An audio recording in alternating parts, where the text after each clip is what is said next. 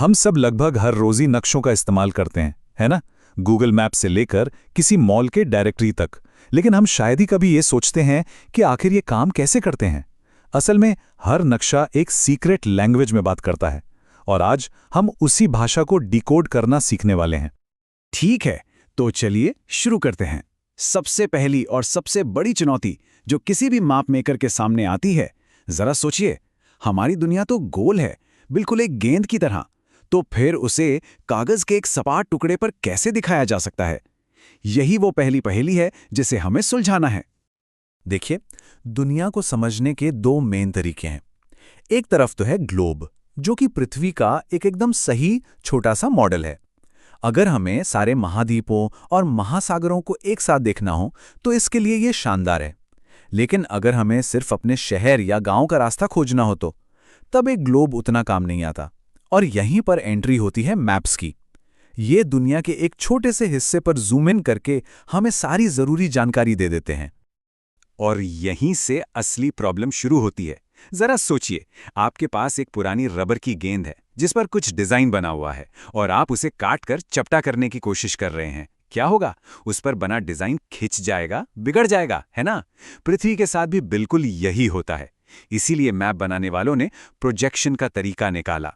ये मैथ्स के कुछ तरीके हैं जो इस बिगाड़ को कंट्रोल करते हैं। जैसे कि एक बहुत मशहूर मर्केटर प्रोजेक्शन है जो दिशाओं को तो एकदम सही रखता है, लेकिन ध्रुवों के पास के देशों जैसे ग्रीनलैंड को बहुत ही ज्यादा बड़ा दिखाता है। तो इस भाषा को सीखने के लिए ये रहा हमारा आज का रोड मैप। सबसे पहले हम नक्शों के अलग अलग चेहरों को देखेंगे, फिर हम इसके 3 सबसे बड़े रहस्यों को खोलेंगे। इसके बाद हम अपनी नई सीखी हुई स्किल को एक असली गांव के नक्शे पर आजमाएंगे, और आखिर में हम ये जानेंगे कि ये कैसे एक यूनिवर्सल लैंग्वेज बन जाती है। हर नक्शा एक अलग कहानी सुनाता है। जी हाँ, सारे नक्शे एक जैसे नहीं होते।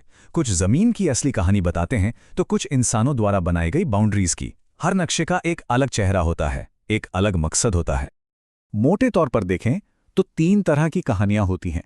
पहले हैं फिजिकल मैप्स, जो हमें पृथ्वी की कुदरती बनावट के बारे में बताते हैं, जैसे कि पहाड़ कहाँ हैं, पठार कहाँ हैं या नदियां किधर बहती हैं।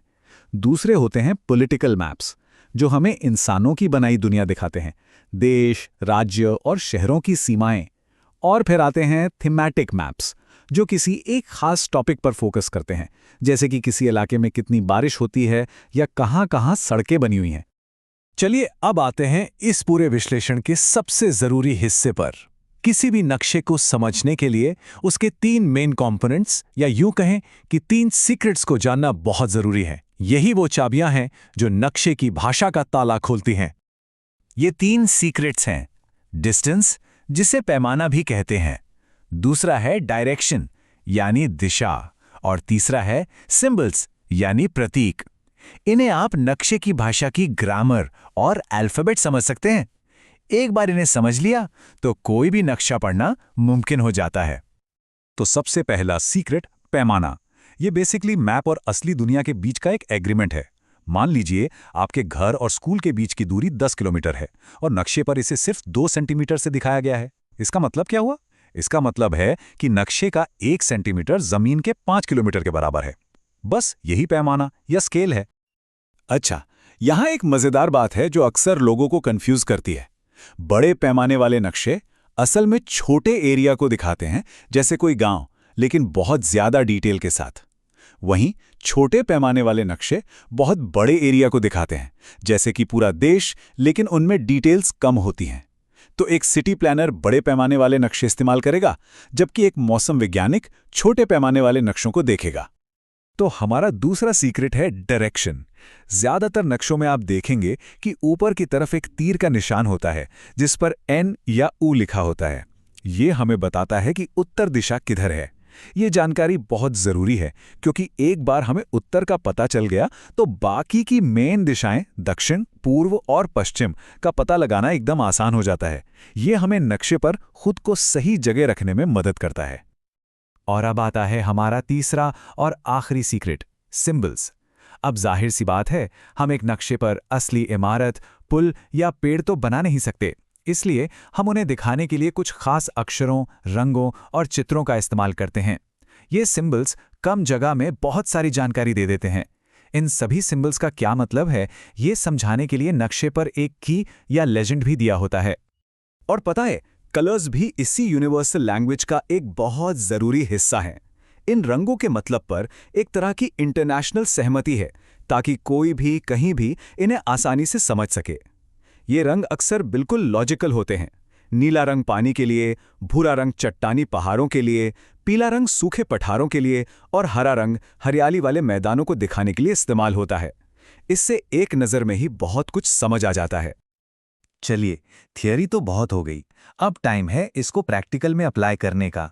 अपने नए ज्ञान का इस्तेमाल करके एक असली नक्शे को डिकोड करते हैं। तो ये है सुंदरपुर गांव का मैप। पहली बार देखने में शायद ये बस कुछ लाइनें और रंग लगे, है ना? लेकिन अब हमारे पास वो सारे टूल्स हैं जिनकी जरूरत इसे समझने के लिए है। हमारे पास तीनों सीक्रेट्स हैं: पैमाना, दिशा और प्रतीक। तो चलिए इसे पढ़ते हैं। डायरेक्शन एरो को देखकर हम बता सकते हैं कि नदी उत्तर की ओर बह रही है, जिससे हमें जमीन के ढलान का भी अंदाजा होता है। सिंबल से हमें पता चलता है कि यहाँ पोस्ट ऑफिस यानी पीटीओ और पुलिस स्टेशन यानी पीएस जैसी सुविधाएं हैं, और उनकी लोकेशन ये बताती है कि गांव नदी और पक्की सड़क के किनारे बसा हुआ है, जो पानी और ट्रांसपोर्ट के महत्व को दिखाता है। देखा, अब ये सिर्फ एक चित्र नहीं बल्कि जानकारी का खजाना है।